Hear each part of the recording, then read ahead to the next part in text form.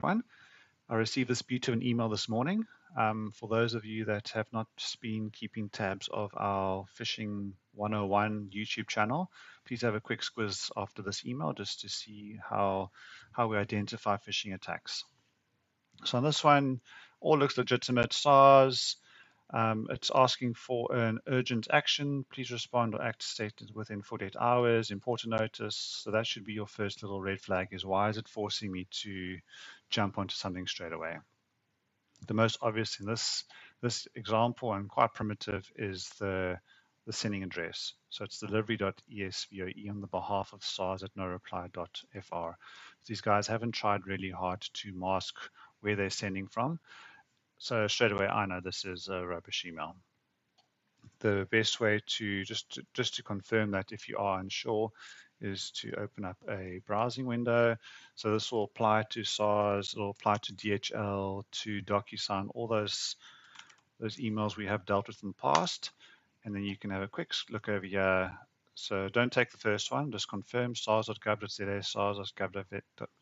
So you can see that's the actual domain name. So just to elaborate more, domain name will be what appears after the www. So over here it's sars.gov.za. So what should have happened is you would have received a no reply at sars.gov.za, an info or a Joe Soap, whatever at sars.gov.za.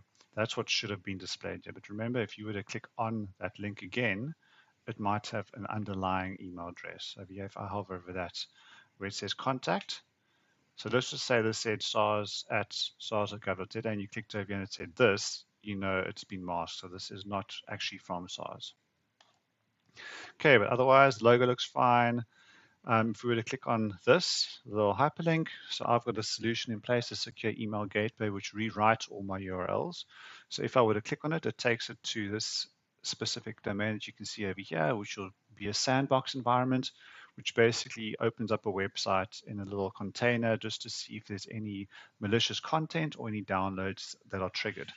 So I can click on this safely. If you do not have anything or you're unsure of it, please rather forward it to your email department or email team. Not email department, your IT team or IT department. So I'm going to click on this for the sake of this exercise. And let's see what happens. Okay, so this has been blocked. On the top here, you can see Cloudflare. So Cloudflare have obviously been made aware of this phishing, this malicious intent, and they've blocked it on their side. But let's perchance say it did go through to a website. So you would have seen something like this, an official SARS website, official looking SARS website. But remember, this is where you got to look. So in this case, it says SARS account, which is a legitimate one. But if it had said this over here, but showing the SARS website, you know something is up.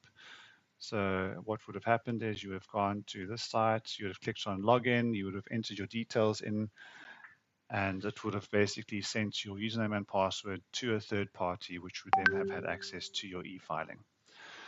Okay, so let's just go over it quickly, have a look at the sending address. If that looks legitimate, have a look at the link.